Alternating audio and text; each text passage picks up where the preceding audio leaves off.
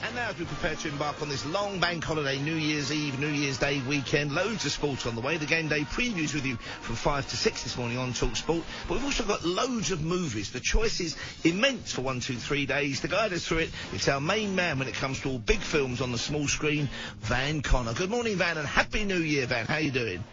And a Happy New Year to you as well, Mr. Ross, and indeed to all the boys in the booth as well. And you're starting with a very good, feel-good, toe-tapping special, an extravaganza from a couple of years ago. It's The Greatest Showman. When can we see this? So The Greatest Showman is on Channel 4 tonight at 5:30pm. Perfect New Year's Day movie, I think, this one for the whole family. Hugh Jackman's finest hour, I'd say. For those who don't know, been living under a rock, tell us about it. What's the story? What's the setup? So this is, I think this was at one point, this was one of the first original musicals that Hollywood had had in 20 years, I think, when it came out. This ended the year that had begun with La La Land, and opened to really dismal critical praise that then very quickly got reevaluated when audiences, it turned out, really liked it. There was myself and 2 other critics, I think, that came out with a smile on our faces from that press show. But this is the story of P.T. Barnum, and how he literally invented the concept of what we nowadays consider the modern, the circus, effectively. It is the story of how he, pursued his million dreams, as we're told in the song, to, start what starts out as a sort of freak show, and then when, due to public outcry and an arson attack, an inadvertent arson attack, winds up inventing the big top, and that becomes the formation and the basis of, as I say, what we know as the circus. But the whole thing here is, it's the movie we all knew Hugh Jackman was destined to undertake one of these days. It is the big, all-singing, all-dancing musical that years of performances at the Grammys and the Tonys and things like that, and all those hosting gigs that Hugh Jackman had put into award shows, had all been leading towards. And so strange. Oh, sorry, go on, because I was going to say, it's so strange that, because years ago I took my late mum, she wanted to go and see Oklahoma, that was on at the National, and Hugh Jackman was in the lead of it. And I didn't realise then, he is Mr. Showbiz, he's Mr. kind of West End Broadway musical. Maureen Lipman was in it as well, and it was just a great show. And I'm kind of thinking, why has he never done this on the big screen? And of course, with The Greatest Showman, he has with a vengeance, has he not? Oh, absolutely, and that was the thing, like I say, he'd done so many award shows, and he was so rooted in the musical genre, that we just kind of didn't know that, because we all knew him as Wolverine and an action star and a couple of rom-coms here and there, that no one really took that seriously. But that's it. He was basically founded upon, the idea of the grand stage musical. And this is, after all, nearly 20 years, the big showcase that he was waiting for. And you've got a clip for us then, Van. I've got a clip for you, but of course, being a musical, it's got to be a little toe-tapping. Here we go.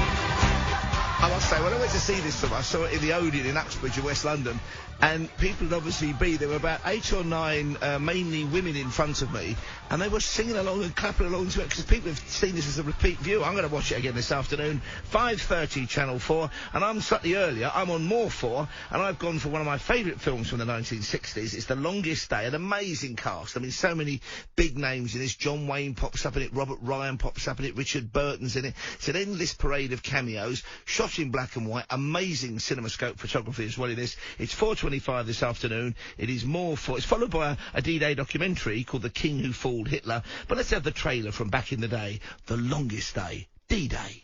One of the most ambitious undertakings since All Quiet on the Western Front and Gone with the Wind comes to the screen with Darryl F. Zanuck's production of The Longest Day, based on Cornelius Ryan's universally acclaimed bestseller.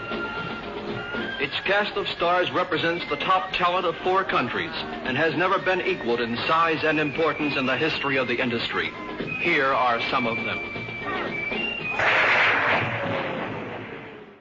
great film. That I've mentioned some of the big names in this one, and Cornelius Ryan was mentioned. I've got another Cornelius Ryan recommendation coming up in a moment, but we've got from you an animated modern classic. Tell us about on TV tomorrow. Big Hero 6 fan. So Big Hero 6 was Disney's offering for, I think this was Christmas 2013 in the US and very early 2014 in the UK.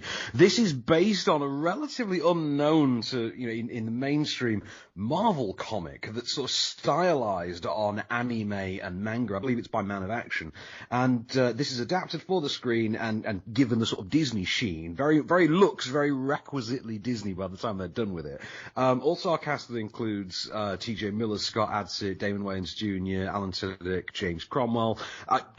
Gorgeous looking film. It is set in San Francisco. So it's sort of alternative timeline, sort of mishmash of different cultures. It's modern Americana, but heavily influenced by anime. Boy genius loses his scientist older brother to, what seems to be a horrific accident. And in the process of grieving, bonds with his final creation, who is this giant inflatable medical droid named Baymax, whom he soon retrofits into a superhero when he discovers that his brother's death may not have been as accidental as it appeared, and teams up with his brother's science squad from his college, and they become the Big Hero 6. I've got a clip for you. Okay, here we go. It's Big Hero 6, and man will tell us when it's on after this.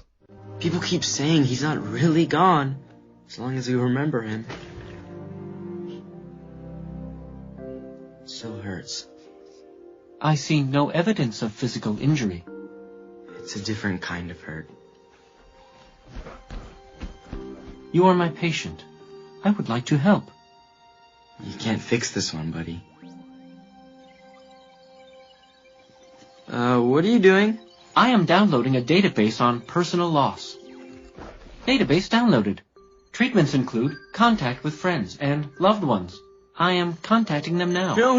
I don't do that. Your friends have been contacted. Unbelievable. Now what are you doing? Other treatments include compassion and physical reassurance. I'm okay, really. You will be all right. There. Thanks, Baymax. So that's on today. Tomorrow, rather. When can we see this one? Where's it on, Ben? This is another perfectly timed one. So this is tomorrow afternoon on BBC One at 3 p.m. Saturday afternoon. This is just a wonderful afternoon film for the whole family. And it's only 3 weeks since the Disney Investor Day that announced that we're going to get a sequel show to this on Disney Plus entitled Baymax, which I'm all for. I must say, I've not seen this one, so I'm looking forward to that. I've gone earlier again for tomorrow. It's Channel 5. It's 5 minutes to 1.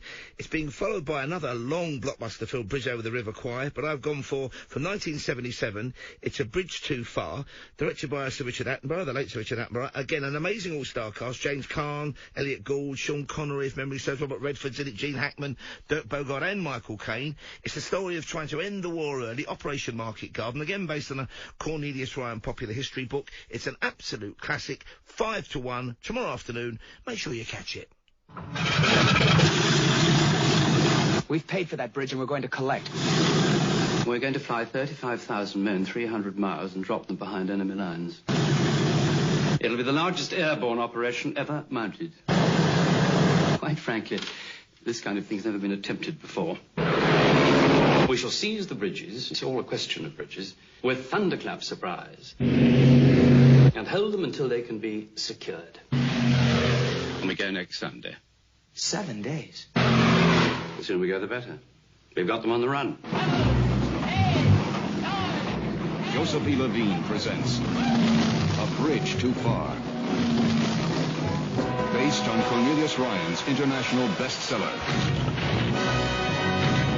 The story of the most dramatic and devastating battle of World War II. I kind of think Cornelius Ryan should be giving us royalties on my recommendations. It's a good old film, this, isn't it? It's one of those when I can dip in and out of it. I'd have to watch the whole thing, and I've seen it loads of times. It's almost worth recording this one, folks, because with the ad breaks, it will last for about 4 hours. But so that's a cracker. And I've got another World War II recommendation, but with a sporting twist and a different way of approaching the World War II story. It's on Sony Movies, 9:10 Sunday morning. Great baseball film. Tom Hanks is in it. You've got Gina Davis, Rosie O'Donnell, Madonna, directed by Penny Marshall. It's A League of Their Own. Unbelievably, to me, Van, This is almost 30 years old now. It was released in 1992. It's a good old film. This is quite an old-fashioned film, but a good film. You're making me feel, because I remember this coming out as well, because I think this was the real end of Tom Hanks being a comedian. Yeah. I think this is a year before he becomes the Tom Hanks that we know now. We know the modern Jimmy Stewart that we sort of take him as now is born about a year after this. But this is, when you look back at it now as well, a lot more meaningful a film than I think we thought it was when it was released. It seemed like quite a throwaway comedy, but it had a lot of depth, and like you say, it is about, life during World War II, but just from a very unorthodox perspective. It's literally chronicling the lives of the women at home, but at the same time, it's a baseball movie that isn't so much about baseball. It's a wonderful Penny Marshall sort of hybrid, I think. Great stuff, because it's about a female baseball league that's designed to keep the morale up when the men are away fighting. It's called A League of Their Own. It's 9:10 Sunday morning on Sony Movies. Here's the trailer. So let's all root for the girls' team. Let's give the poor coach a break. Still missing the cutoff man. Now, that's something that I would like you to work on before next season. 'Cause it's Flash, we're having a bash at the old baseball game. Got him! Columbia Pictures would like to take you out to the ball game for an all-star comedy. They'll pay you $75 a week. We only make 30 at the dairy. Well then, this would be more, wouldn't it? The manager, Tom Hanks. Are you crying? There's no crying. There's no crying in baseball. I do love that line. There's no crying in baseball. Great old film there. And you've gone for a movie I've not heard of before. Tell us about Why Him? Why have you chosen Why Him? What's it about then? Well, why him? Do you know what? You'll probably understand this as a concept, Paul. You have daughters, I believe, don't you? I certainly do. 4 of them. So this is every father's worst nightmare brought to life as a Hollywood studio comedy starring Bryan Cranston and James Franco. This is, the Midwestern dad, has done well for his family, self-founded company, etc. His college-age daughter introduces the family one Christmas to her new boyfriend, who happens to be a .com douchebag played by James Franco, who is at once the smartest man you've ever met, but at the same time also the kind of heavily tattooed, tank top sporting bro.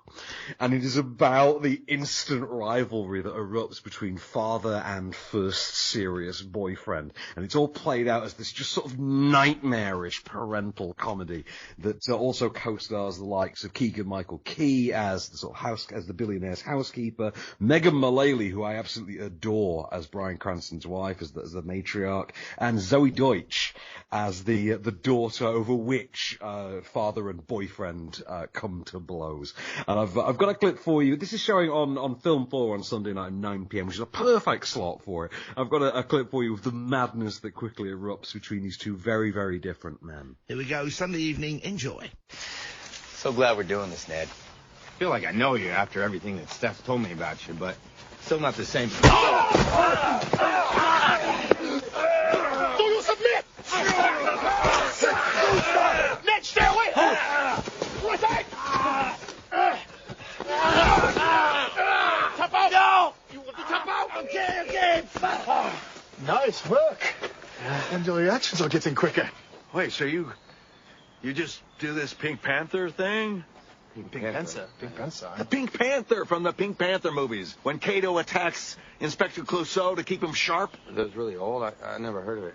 I'm not familiar either, but it sounds absolutely charming. Pink Panther. The movies? Mm-hmm. Kato is his assistant. His houseboy. Houseboy? Well, that sounds it's not racist. He did call him my little yellow friend.